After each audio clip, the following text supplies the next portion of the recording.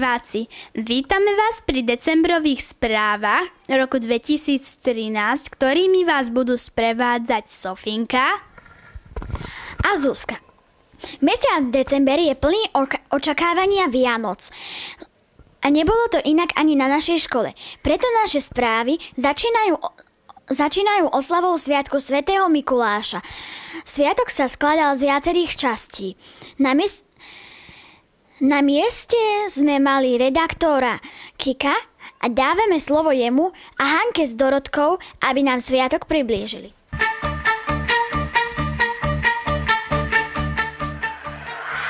Dobrý deň, predstavte si, že aj na našej škole prišiel Mikuláš a budeme tu mať aj divadlo.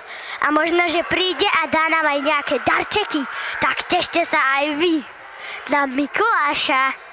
Skôr, ako Mikuláš prišiel do školy, nám deti z hudobno-dramatického krúžku ukázali divadielko o mikulášskej dedine. Vidíte to? Vyzerá to strašidelné.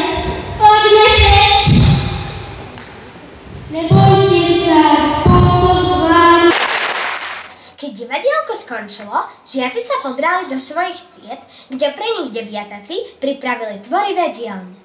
Prváci a škôlkári vyrábali papierové adventné vence, druháci anielikov, tretiaci čarovné darčeky a to, čo vyrábali štvrtáci, vám teraz Zuzka vysvetlí. Štvrtáci si kreslili reporela z predstavenia o mikulášskej dedine. Dobre, No a čo bolo potom? Ešte stále som nevidela toho Mikuláša. Po tvorivých dielniach sa žiaci opäť vrátili do telocvične, kde pre nich mali divadielko o čarovnom darčeku pripravené siedmaci. Poďme sa tam teraz spolu pozrieť. Ten darček bol akoby trošku menší, ale to sa mi určite len izdá. Čaute, nechce sa vám ísť von? Mohli by sme sa gulovať alebo stavať hradby zo snehu. To je super nápad, ideme chalani? A ty čo to tam máš? To je špeciálny darček, ktorý mi poslal svätý Mikuláš. V noci mi ho doniesol krásny aniel. Môžeme pozrieť aj my? Radšej nie, aby sa mi nepodrazil. Ako chceš, tak si ho nechaj a poď sa obliecť. Ten darček sa naozaj zmenšuje. Ak mi na všetci budú pozerať, možno sa aj... No a potom už konečne prišiel Mikuláš a začal zo svojho prúteného koža vyťahovať darčeky. Postupne volal dopredu ku sebe triedy a darčeky odovzdával triednym pani učiteľkám. Ak by ste chceli vidieť naše divadielka, ktoré hrali aj starší, aj mladší, celé, nájdete si ich na našom webe.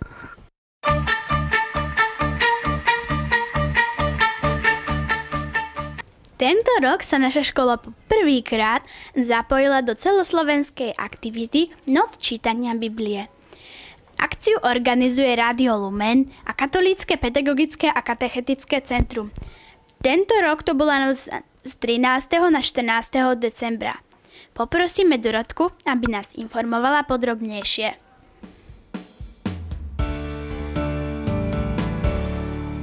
Tvorivé dielne.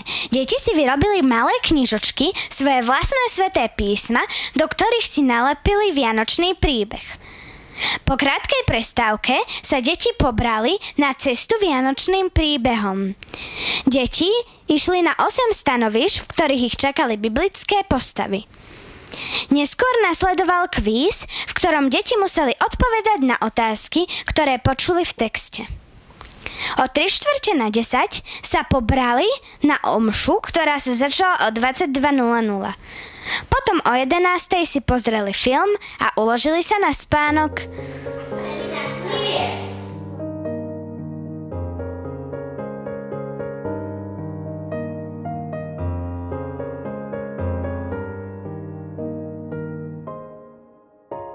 Na všetkých stanovištiach deti stretli jednotlivé postavy z biblických príbehov, ktoré sa čítali. Najskôr prišli k Panne Márii, ktorá im prečítala svoj príbeh. Vrátili do Nazareta k Jozefovi, kde sa dozvedeli, ako príbeh pokračoval a pomohli mu trochu v jeho stolárskej dielni. U troch kráľov sa dozvedeli niečo o hviezdach, hlavne o súhvezdí Veľkej medvedice a tiež o daroch, ktoré mudrci Ježišovi priniesli. Celú reportáž si môžete pozrieť na našom webe.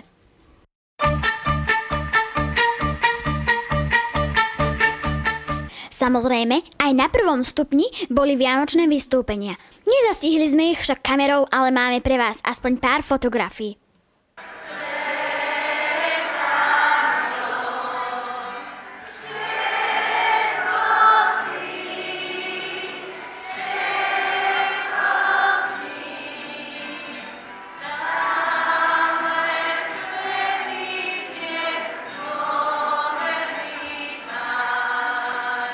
V rámci nového projektu školského klubu detí Detský mostík deti z 1. C a 3. C spolu s pani učiteľkami Ivankou a Ľudskou, pani vychovateľkou Ingridkou prišli pred Vianocami potešiť našich najmenších spolužiakov z materskej školy.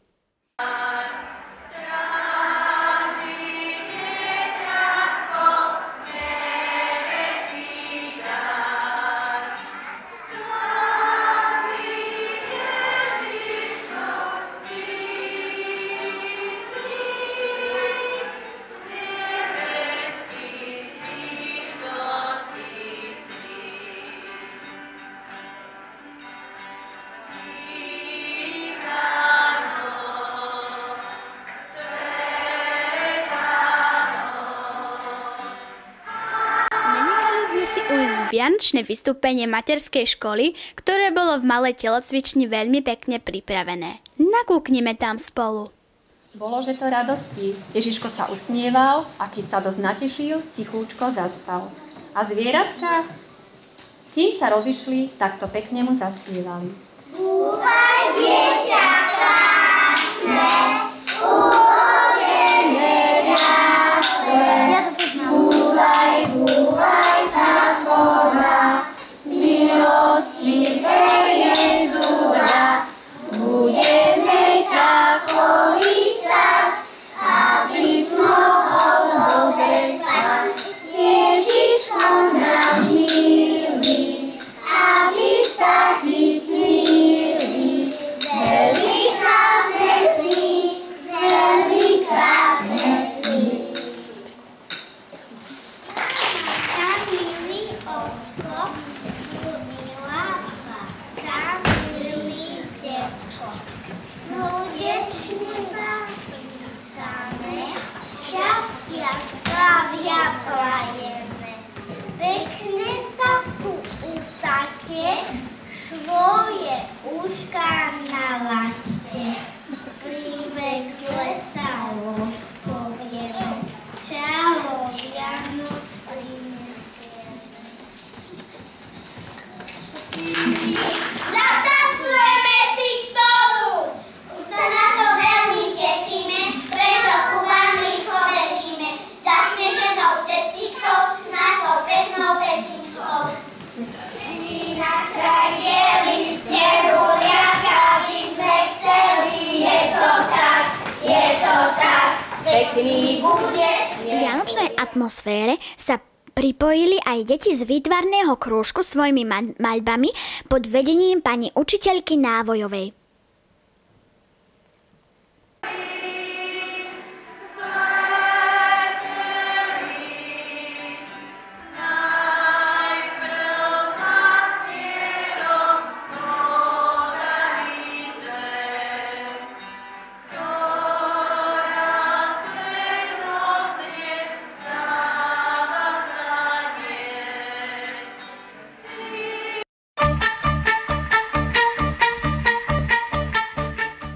Tento rok sa aj druhý stupeň dožil veľmi pekného vianočného vystúpenia o 3 kráľoch, alebo 4.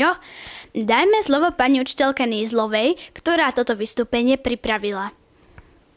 My sme spolu s 9-takmi a 5-takmi pripravili tento vianočný príbeh, ktorý pripomína udalosti z Betlehemskej noci, lenže v našom príbehu neprídu traja, ale 4 králi. Tunak 4. král, ktorý je síce chudobný, ale prinesie najväčšie dary pre Jezuliatko, ruky ochotné pomáhať a dobré srdce, pretože svoje dary rozdá tým, ktorí to potrebujú, a Ježiškovi prinesie práve svoje ruky, čiže dar, ktorý Ježiš na našu zem naozaj prišiel hľadať.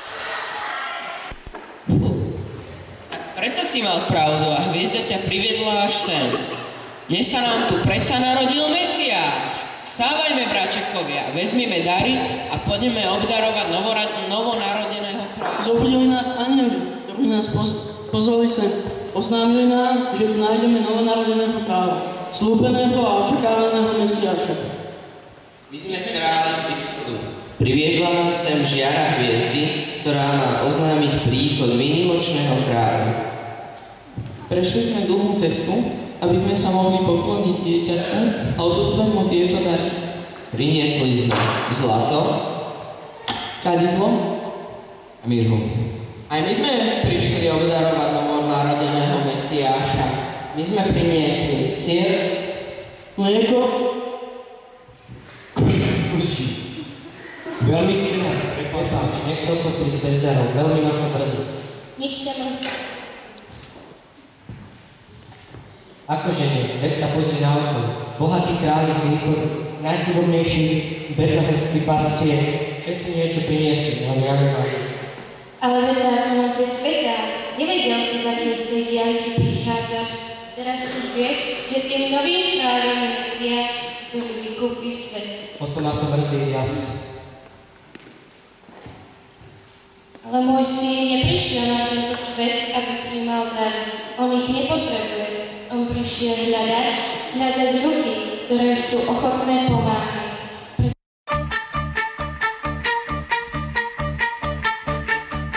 Tesne pred Vianocami sme poslali aj tento krátky video pozdrav našim priateľom z Uršulínskej školy vo Viedni. Týmto pozdravom sa s vami lúčime a prajeme vám požehnané Vianoce a šťastný nový rok.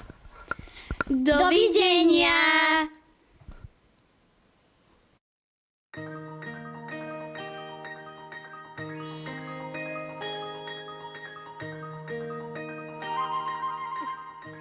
Hallo, wir sind aus der Slowakei. Wir wünschen Ihnen zur Weihnachtszeit Gesundheit, Glück, Zufriedenheit und ein glückliches neues Jahr 2014. Tschüss. Tschüss.